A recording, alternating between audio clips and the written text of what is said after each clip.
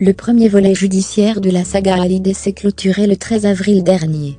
Si Laura Smet et David Hallyday ont obtenu le gel des biens immobiliers de leur père, ils ne se sont pas vus accorder le droit de regard sur l'album posthume attendu dans le courant de l'année. Les deux parties, toutefois très satisfaites de la décision, vont désormais devoir se préparer à un tout autre combat, celui autour du testament de Johnny Hallyday. Au cœur de ce nouveau litige, la rédaction du testament du Roquet qui déshérite ses aînés au profit de sa femme Laetitia. Si la loi américaine autorise la spoliation de ses enfants, ce n'est pas le cas de la loi française, qui l'interdit catégoriquement. Seul Ike, le chanteur, a rédigé son testament à Los Angeles. Reste donc à établir par quelle loi le fameux document sera régi. Et c'est précisément sur ce point que les avocats de Laura Smet et David Hallyday sont en train de travailler leur défense. Mercredi 11 avril, 4 mois après l'inhumation de son époux à Saint-Barthélemy, Laetitia Hallyday sortait enfin du silence dans les colonnes du Point, afin de rétablir sa vérité. Des derniers jours de son lion à ses relations avec David et Laura, la veuve passait au crible tous les sujets sur lesquels elle a été attaquée depuis l'offensive médiatique de Laura Smet, le 12 février dernier. Une interview dans laquelle Emmanuel Rava et Karine Pixio, les avocats respectifs de Laura et David, ont trouvé de quoi se mettre sous la dent.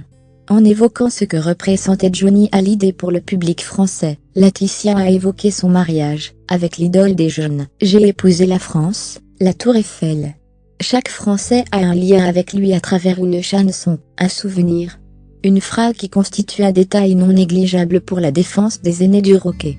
Et ce n'est pas tout, puisqu'Emmanuel Rava a mis en avant un élément essentiel, qui pourrait bien tout remettre en question. Invité sur le plateau de l'émission 24 heures plus Jada sur LCI ce lundi 16 février, l'avocat de Laura Smet a évoqué Jade et Joie, les deux filles adoptées par Johnny Hallyday et son épouse en 2004 et 2008. Et d'après Emmanuel Rava, l'arrivée des enfants dans le couple est une clé essentielle pour trancher sur la loi qui régentera le testament du Roquet. Je me suis permis d'indiquer qu'elles avaient été adoptées. C'est pour souligner ce rattachement avec la France, car elles ont été adoptées en France, par une procédure française devant le juge français, a-t-il indiqué. Ce qui démontre, dans une décision aussi importante de la vie, l'attachement de Johnny Hallyday et de son épouse.